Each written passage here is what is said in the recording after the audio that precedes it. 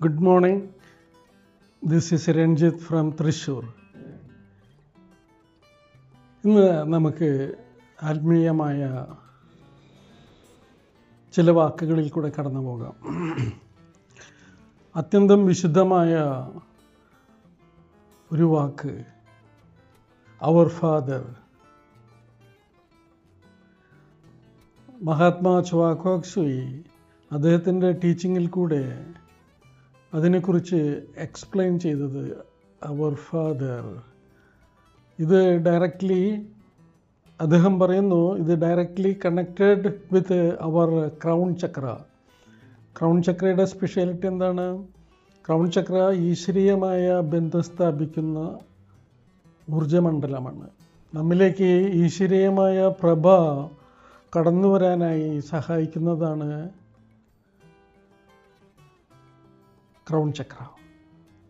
സഹസ്രാര പത്മചക്രം എന്നാണ് ഇതിനെ യോഗിക് പാരമ്പര്യങ്ങളിൽ പറയാം. സംസ്കൃതത്തിൽ ക്രൗൺ ചക്ര എന്ന് വിളിക്കുന്നു, സഹസ്രാര പത്മചക്ര എന്ന് വിളിക്കുന്നു. ഇത് clockwise anti clockwise ഇൻവിസിബിളായി നിന്ന് ഒരു പ്രകാശത്തിൻ്റെ പൂ പോലെ കറങ്ങിക്കൊണ്ടിരിക്കുന്നു, ലോട്ടസ് ഫ്ലവർ പോലെ. 12 ഇതളുകളുള്ളിലും ഔട്ടർ പെറ്റല് 960 പെറ്റൽസും ആണ് കൃത്യമായിട്ട് പറയുകയാണെങ്കിൽ. 1000 ഇതളുകൾ എന്ന് പറയുന്നത് ഒരു റൗണ്ട് ചെയ്ത് പറയുന്നതാണ്. ആക്ച്വലി 960 പ്ലസ് 12 പെറ്റൽസ്, അങ്ങനെ 972 പെറ്റലാണ് ക്രൗൺ ചക്രയ്ക്കുള്ളത്.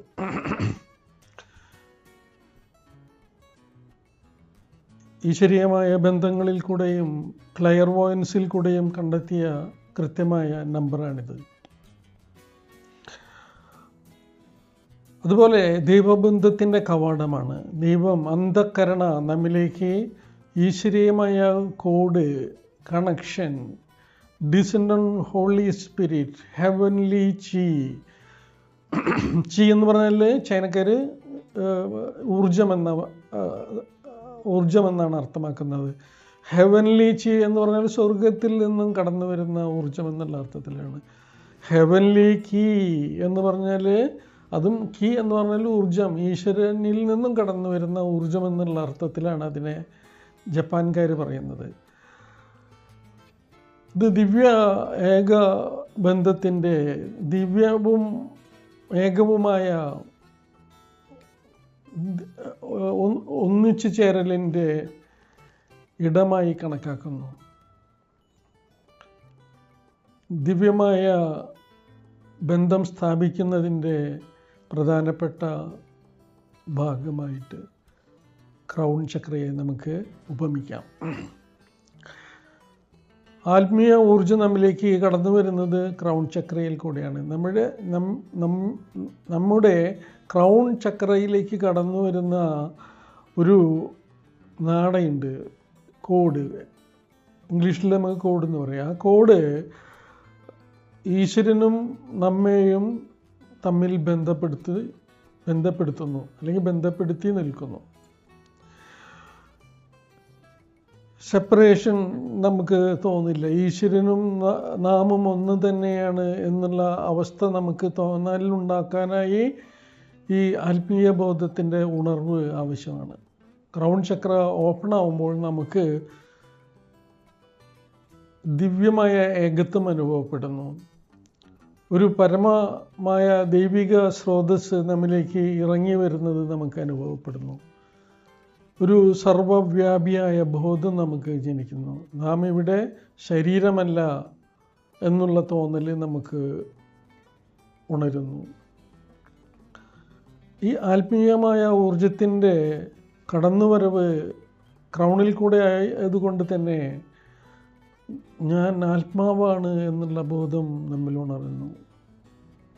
ഞാനൊരു ദിവ്യ ബുദ്ധിയുടെയും ദിവ്യ സ്നേഹത്തിൻ്റെയും ദിവ്യമായ ശക്തിയുടെയും സത്തയാണ് എന്നുള്ള ബോധ്യം നമുക്കുണ്ടാകുന്നു. അവർ എന്ന് പറയുന്നത് അത് വ്യക്തിപരമല്ല, അവർ എന്ന് പറയുന്നത് വളരെ പ്രധാനമാണ്, പക്ഷെ അത് വ്യക്തിപരമല്ല, സർവജനീനമാണത്. നാം ശരീരമല്ല, നാം ആത്മാവുമല്ല, നാം വികാരവുമല്ല, നാം ചിന്തയുമല്ല, മനസ്സുപോലുമല്ല. ഇതിൻ്റെ അർത്ഥം എന്താണ്? I am not the body, I am not the emotions, I am not the thoughts, I am not the mind. The mind is a subtle instrument of the soul. I am the soul. I am a child of God. I am one with all. I am one with God and I am one with all എന്നാണ്. ഞാൻ എൻ്റെ higher സോളിനൊപ്പം ഏകതയിലാണ്. I am that I am. I am the soul. I am a child of God. I am connected with God and I am connected with all. അപ്പോൾ നാം ദൈവവുമായി ക്രൗണിൽ കൂടെ ബന്ധപ്പെട്ട് നിൽക്കുമ്പോൾ ഈ പ്രപഞ്ചവും അല്ലെങ്കിൽ പ്ലാനറ്റ് എർത്തും അവിടെയുള്ള ജീവജാലങ്ങളും എല്ലാം ഒന്നിൻ്റെ ഭാഗമാണെന്നുള്ള തിരിച്ചറിവ് നമ്മിലേക്ക് എത്തുന്നു. സർവം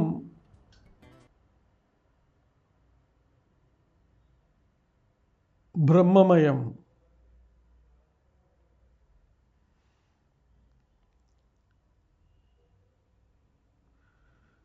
അയാം എന്ന് പറയുന്നത്, ഞാൻ എന്നത് ഈ ശരീരമല്ല, ആത്മാവ് മാത്രമാണത്. വ്യക്തി ബോധത്തിൽ നിന്നും ശക്തമായ ഈശ്വരീയ ബോധത്തിലേക്ക് നാം ഉണരുന്നു.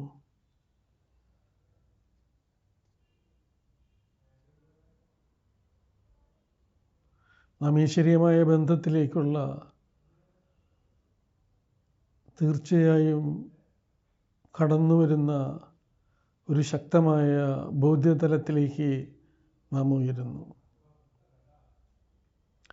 I am not the body, I am not the emotions, I am not the thought, I am not the mind. I am with supreme being. I am that I am. Soham. അപ്പോൾ അവർ father എന്ന് പറഞ്ഞ വിളി ഒരു മതത്തിന് അതീതമല്ല, മതത്തിന് ഒതുങ്ങി നിൽക്കുന്നതല്ല. എല്ലാവരാലും വിളിക്കപ്പെടുന്ന ഒരു മന്ത്രമാണ് അവർ ഫാദർ. സർവേശ്വര എന്ന വിളിയുമായി അത് സർവവ്യാപിയായി എല്ലാ ചരാചരങ്ങളുടെയും ശബ്ദമായി ഭൂമിയിൽ നിലനിൽക്കുന്നു. Thank you. നമസ്തേ.